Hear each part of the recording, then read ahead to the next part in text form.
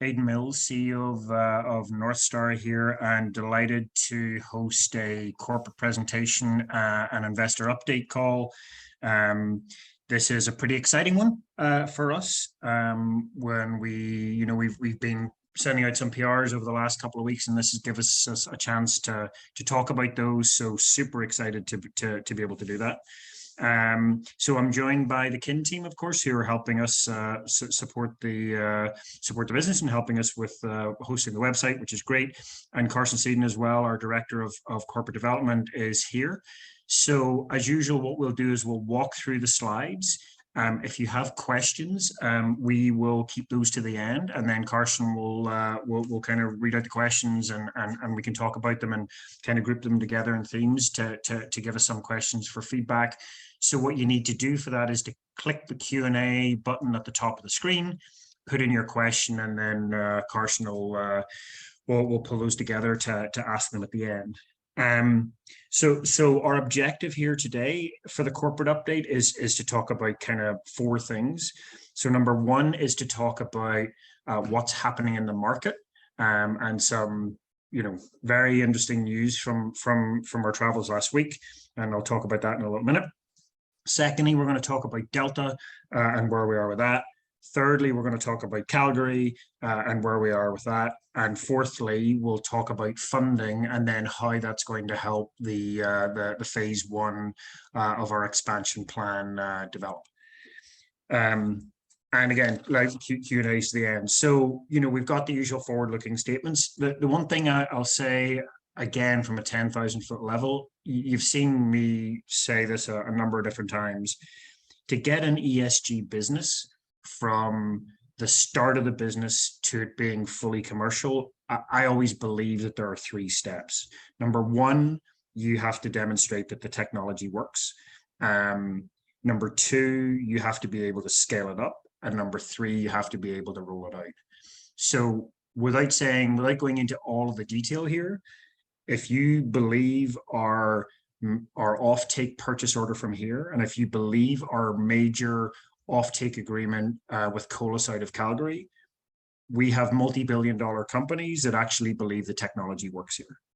If you think about the scale up of the de-risking that we're doing at the Delta site and the 2023 plan we have by the end of next year where Calgary is operating, that demonstrates step two of the scale up.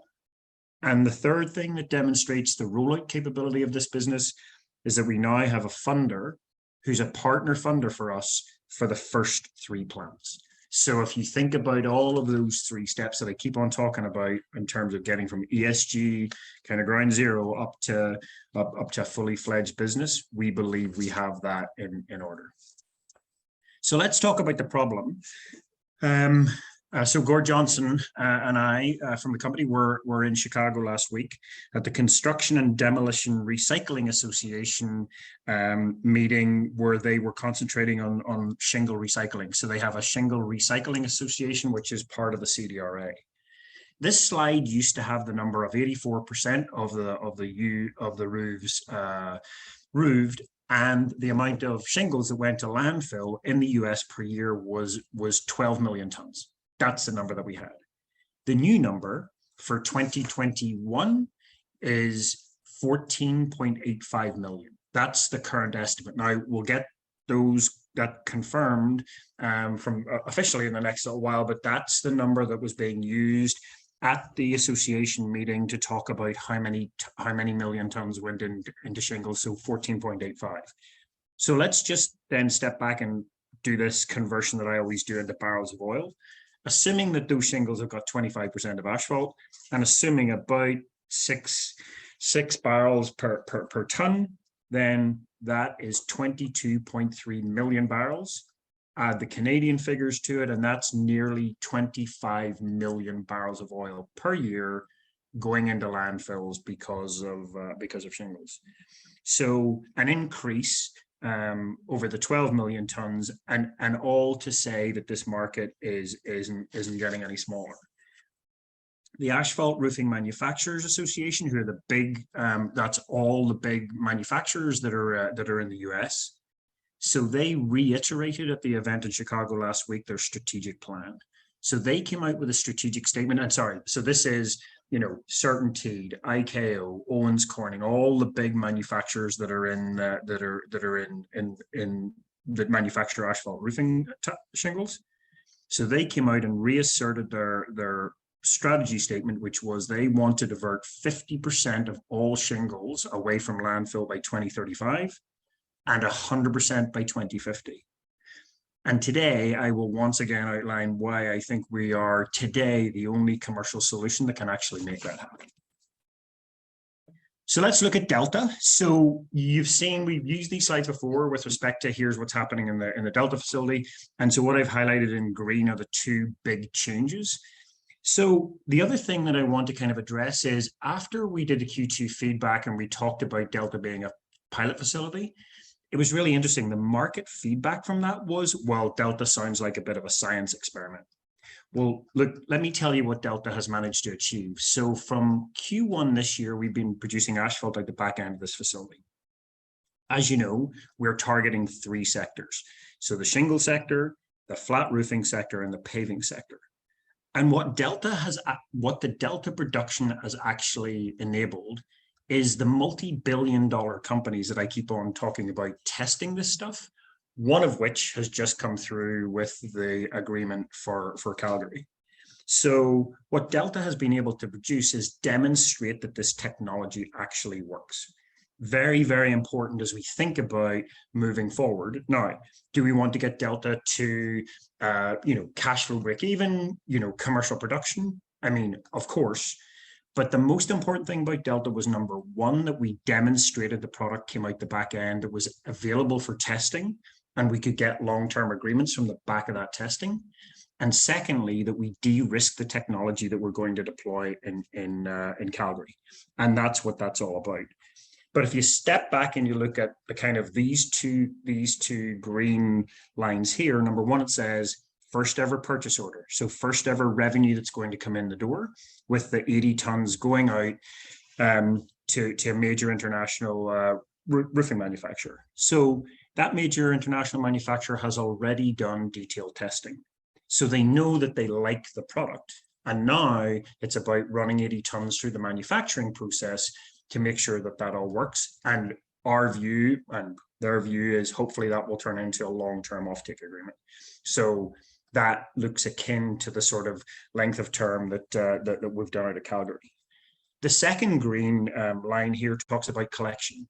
So the brokering license has been received, so we can collect. The scale installation is now complete, and we expect to commence collection in Q4 this year in Delta.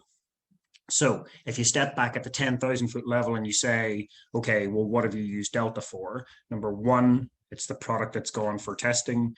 Number two, it's the de-risking of the equipment and testing it for Calgary. Number three, now we're preparing with the sales out the back end and the revenue and the shingles coming in the front end to get us to cash flow break even or commercial production as we leave the year. All right.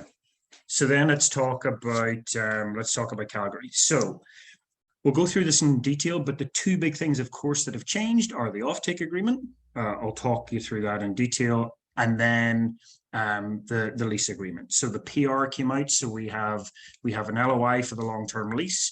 The lease is under discussion, and that's going to be concluded hopefully here as we get into Q4, and that will secure the land. So obviously the green update at the top is that all of this is of course changed with respect to now we have a 100% offtake agreement with McAsphalt for the Calgary facility. So 100% of the offtake of the asphalt produced for 5 years. And as you can see, we have 3-year renewal options unless either party provides written notice. And pricing is based on, and a number of people have asked me before, I think I've got questions in a couple of quarterly meetings at the beginning of my time here about what I thought about pricing with respect to this product. This is a hydrocarbon product. So the asphalt is literally just a hydrocarbon product. And so the view that I have for that and the way that we've structured all of these discussions is there's an index price There's a quality differential, there's a locational differential, and my view was always that there was a sustainability premium that should be added to this, given the low carbon footprint of the asphalt. And although we can't, obviously it's commercials, commercially confidential, so we can't go into any of the pricing details, but the structure of the offtake agreement looks exactly like that. The structure of the offtake agreement also includes risk management, that's incorporated into the pricing mechanism. One of the really big elements to this Colas McAsphalt deal is all around support. So the R&D we've had from McAsphalt to date has been fantastic since they first got the samples and did the site visits. And that's the other thing I should have mentioned about Delta, actually. All of the major players from these three sectors have visited the site, have visited the Delta facility. And so ever since Colas McAsphalt came here, they've been doing the R&D on the asphalt that's come out the back end. They have committed to continue to do R&D going forward, and they've committed to give us engineering support as we look at some of the back end and tankage, et cetera, et cetera. They've also are going to help us with any of the government applications and support with the government agencies. And along with them, we're hoping to start to develop the carbon credit protocol. I mean, as you know, in our commercial model, we've zeroed out the revenue for carbon credit. We've said repeatedly that this business needs to stand on its own 2 feet as a manufacturing business and does not need carbon credit revenue to actually make it successful, but that there could be potential upside from realizing carbon credit revenue in the future. That's a very complex process because of the protocols that you need to go through, but we will work with Colas and all the other manufacturers that we're talking to. We will work with them to try and develop that protocol, and their support, given they're a $3.7 billion company, their support for that will be very, very helpful. And then specifically with respect to Calgary, both Colas and McAsphalt and ourselves have the ability to do third-party sales out the back end of the facility. So that's our ability to not sell necessarily the asphalt to McAsphalt, but actually sell it to a third party, and that's agreed. That's an agreed mechanism within the contract, and both parties can do that. So one of the things that's really important about that is, if we think about that, is with Calgary's logistics and Calgary's connectivity to rail, and the fact that lots of asphalt leaves Alberta by rail, then we may have the potential to supply to either our Canadian customers or our US customers some of the volumes that are coming out of the facility. Again, we'll have to be agreed with our partner, McAsphalt, and how we do that, but that's a real upside with respect to third-party sales and our ability to send volumes potentially ahead of major plants going to other locations from the Calgary facility. All right, then, so let's move on to the funding. So let's talk a little bit about the history, and I've mentioned this in a couple of the quarterly calls as we've gone. So as you know, from Q1, we were investigating the funding of phase 1 of our expansion plan. Phase 1 essentially being 3 plants. So we press released that had been, a long but very engaging process, and that we had proposals from infrastructure funds, from infrastructure providers such as Renewable U, from commercial banks, and from equity providers. So we had a wide variety from commercial bank all the way through to kind of US infrastructure funds.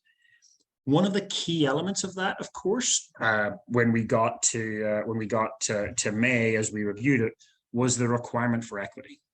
And given the decline in the market malaise that was going on at that time, then we decided that was not 3 plants was not an appropriate amount to fund, and that we would just focus down on 1 plant. Now, Renewable U had been part of that conversation, and they came back to say, well, actually, their appetite remained for the 3 plants. And so the conversation with them was really straightforward, which is, well, we're not going to equity fund at this level, so you guys need to provide us with 2 types of support. So if you want the debt provision for the 3 plants, then the price of admission for that is $7.5 million worth of securities. Why $7.5 million worth of securities? Because ultimately that helps the acceleration of the plants for Toronto and Pacific Northwest. It helps us, it provides us with some contingency. It also helps us to run the business, but actually it also minimizes dilution. And so that's why we came to the deal that will come. I'll talk a little bit about the funding in a minute. But ultimately, what this provides is it provides $12 million worth of capital, which, as you know, is the capital estimate per plant for the first 3 facilities. It provides $2.7 million worth of equity at 40 cents a share and 4.8 million of convertible at 6% interest and 50 cents a share. And it has an additional 4.5 million of warrants at 60 cents a share. Renewable U pay a capital development fee, and the limited partnership that gets formed pays an operational fee. And the amount of payback to Renewable U from the partnership depends on the level of government support. So if we have a high level of government support from the federal government and from Alberta, for example, which is non-dilutive, of course, that reduces the requirement of the capital for Renewable U, and the sliding scale means they have to pay less capex, and so they would have a lower distributable cash at when after they've had their capital paid back. This is essentially like equity supplied to Northstar up front to give Renewable U the access to a royalty deal out the back end. And the royalty deal at the back end per plant depends on the level of government funding. So the funding breakdown, I mean, 36 million of debt, 1.95 of equity to come, 750 already been issued, and then the 4.8 of convertible debentures. So the most important thing for me with respect to this is, I mean, there's a couple of things. So number one, we get a really effective partner, and that also goes to the value. So there's been a couple of questions that we've got from our partners, and especially on the equity side, is why was such a premium paid for the shares? So Renewable U, of course, have been in the data room, so they've got the commercial models, and as we've sat down, rather than in negotiation discussions, but actually in partnership discussions, they actually believe us when we talk about the value of this business after 3 plants are built. And in actual fact, my view, and I've said this to a number of people, my view is that 40 cents a share is a great deal, because when we have 3 plants and we are kicking out our management view of what the EBITDA will be from these facilities, that I think 40 cents a share is a great deal. Now, people laugh at me because at the time where the stock price was below 15 cents, that was the market valuation. But my view and our partners' view is really solid that this is a higher than 40 cents a share deal. So structuring the convertibles at 50 and the warrants at 60 to us seem good. The second point then, so kind of like the first is the partnership, the second is the value, and then the third thing is the efficiency. So this is very efficient. The transaction is not saddled with broker fees. It is not saddled with financing fees. It's got 2 partners that are doing their own due diligence, so there's no transaction fees added as well. And so if you think about a true partnership where actually you have real efficiency in what both parties bring, that's what I think we've been able to do here. And as we think about the strategic funding partnership, what does this look like? Well, look, I mean, this is exactly, I mean, I can't talk for Raf and the Renewable U team, but as they talk about what they have been set up to do as an infrastructure provider, it's exactly this. It is to drive projects such as Northstar that are literally going to divert 40,000 tons away from the Calgary landfill on each one of these facilities. So 40,000 tons diverted, and produce a renewable product or a low carbon product out the back end that can go straight into the circular economy. So I think talking on their behalf, that's the benefit for them. And the benefit for us is phase 1. So we are now fully debt funded to be able to build Calgary, be able to build Toronto, and potentially be able to build, our first US plant. Calgary, commissioning by the end of 23, Toronto and Pacific Northwest or Vancouver by the end of 2024. And I will say the only reason that we've got Vancouver/Pacific Northwest on there is the option to retrofit Delta, depending on what's happening with government funding, depending on what's happening with the Delta facility. The opportunity to retrofit Delta may be the best third facility for us to do, but we are acutely aware that even in the Chicago conference last week, there is significant appetite for Northstar to build its first plant in the US. So that has not changed. Really, that last plant is all about optimization.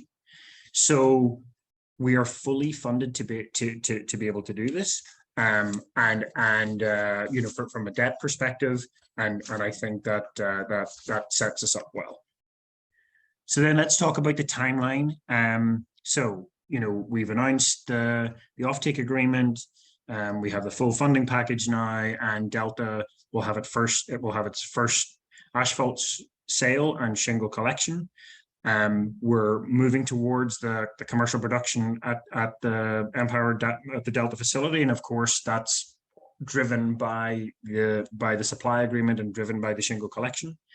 And as we come towards the end of the year, we should have a fairly good insight on the government grant applications, both at the federal level and at the provincial level, all setting us up to move into detailed design in the first half of the year. There is one thing that's important. It's in all the announcements, is that the Renewable U deal has not closed. It will close. The target is for mid-November to sign the agreements for the setup of the Calgary facility. So that's mid-November, not closed as yet. And similarly with the McAsphalt Colas agreement. So we have a binding term sheet in both cases. And in both cases, we're working in detailed agreements, and mid-November is the target for that. So look, we've talked about it: the 5-year offtake agreement, the funding package, and the Delta customer. I mean, that's the major update. We've covered what's happening in the market and the fact that this problem is getting bigger, not decreasing. We've talked about Delta, we've talked about the update, and we've talked about funding. And then again, like my summary is always, in this 3 steps from startup to fully funded ESG company or fully delivering ESG company, number 1, the technology needs to work. I mean, you as investors listening to this call, I can talk about how I'm confident about this technology from now to Christmas. You need to see the wording from Colas and McAsphalt from Ron Verts in the offtake PR. That tells you how confident that a $3.7 billion company is in the technology. Secondly, the scale up. Delta is not a science experiment. Delta has driven these offtake agreements, and Delta is de-risking the technology from Calgary. So if Delta does nothing else but de-risk the technology for Calgary, you as investors should be secure that at least the $12 to $15 million, capital plus associated costs, enabled to deliver that $5 to $8 million EBITDA is being secured by what we're doing at Delta. So we are working hard on this facility to make sure the scale up works. And the last thing is the rollout. We have a strong partner now who's aligned with us on the value of how to drive this business forward. It's great to have that relationship. It's great to have the securities from the equity and the convertible up front to run the business and accelerate the plan. And we have now the debt in place for 3 facilities. We're looking forward for us to work together to deliver that. So that's the summary, and I'll hand it over to Carson for any questions. Okay, thanks, Aidan. First question here: any long lead items that are needed for the Calgary plant equipment, and if so, the expected dollar amount and timeline required? I mean, I can't give you the dollar amount, but the long lead items. One of the long lead items, interestingly, was the electric rotor chopper, which is the very front end of our process, and we ordered that last December. So that's in, and that's about, I think that in Canadian terms, that deposit was, I think, about 300K Canadian as we look at the spend. The engineering team are working on the other long lead items to be ordered in Q4. and that's probably about $1 million worth of spend in Q4 ahead of detailed design in Q1. Okay, thank you. Sorry, Carson, but I would say actually one of the things that we did when we signed off Calgary with the board, we actually identified the specific long lead items that needed to be purchased ahead of time, and those were approved by the board as part of a Calgary approval process. Okay, next question is, could you please discuss the reasoning behind the market premium paid by Renewable U? Well, look, I mean, that's a question that Renewable U can answer probably better than I can, but I think I touched on it. Look, Renewable U, we worked together through all the commercial models. So they, as you know, when we went through the whole of the process for funding, we had two cases. We had a banking case and we had a management case. And so we presented that to them, and we went through that with them as well as with all the other funders. And my case for them coming back and asking to do 3 plants and to partner on us with 3 plants and not just Calgary was it was pretty clear they needed to help us solve the equity problem, or the securities problem and ultimately that was a combination of equity and convertibles. And that's what we needed to run the business. And so we agreed essentially on the value that we believed that the business was on. Now, I mean, I laugh about it. I think 40 cents is a fantastic price for this business. We IPO'd last year at 35. It's a 5-cent premium to that. And I think that the today, given the lack of revenue, of course, given it's in the ESG space, of course, and given that people are looking at Delta, which isn't producing today, and as shingles coming in as we plan in the next month or so, but ultimately are valuing it on that in one of the toughest market conditions that we've seen in the past kind of 5 to 10 years. So I think the market commentary gets us to the share price that we are today, but this isn't about the share price. This is about the valuation that 2 partners have for this business, and we think that a fair transaction was done at 40 cents. Okay, thank you. At this time, there are no further questions. If you'd like to submit something in the Q&A box, please do. But at this time, that concludes the list of questions. Good. Well, listen, thank you all for attending. As always, from the slide you see up on the screen, we've got our investor relations line with Ruth@kincommunications.com or talking to Carson directly, Carson@northstarcleantech.com. I'm more than happy to follow up with any of your questions, and glad to be able to have a upbeat presentation to talk about the clear path forward for the growth of the business. So thank you very much for your time.